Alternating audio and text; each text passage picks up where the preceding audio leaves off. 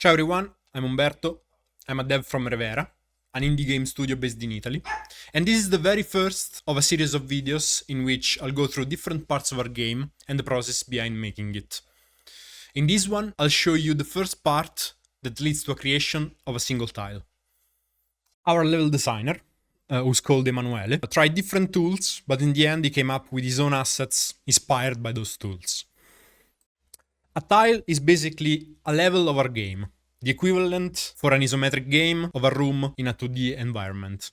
We have 3 different kinds of tiles based on dimension, and the assets reflects this organization because Emanuele is using mainly smaller arenas to compose the tile itself.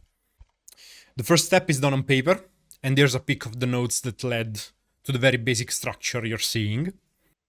And this is not only a small tile, but also one of the first one of the gluons biome. So it's very simple and tutorial-like. For this reason, the progression is very linear, as you can see.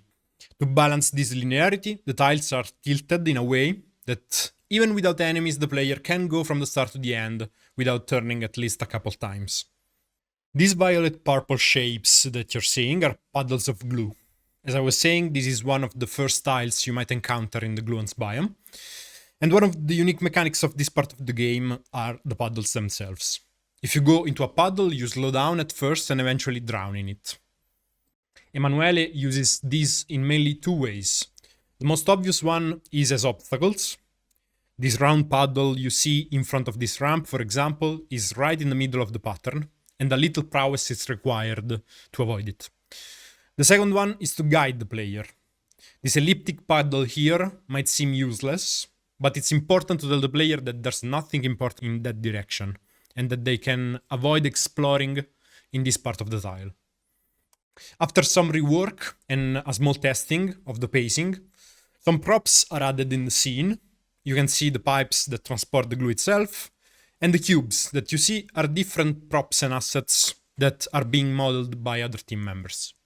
One that I want to point out is the small cubes you see here that will be light points, like street lamps, for example. The gluons biome will be darker than the photons biome that you can see in our first trailer. So these are particularly important here to help the player understand when they're supposed to go. And that's the video. I hope you like this kind of content. Let us know if you want to see something else specifically, but know that we're working on covering more parts of the game, from enemies, behaviors, weapons, 3D modeling, and a lot more. Have a good one.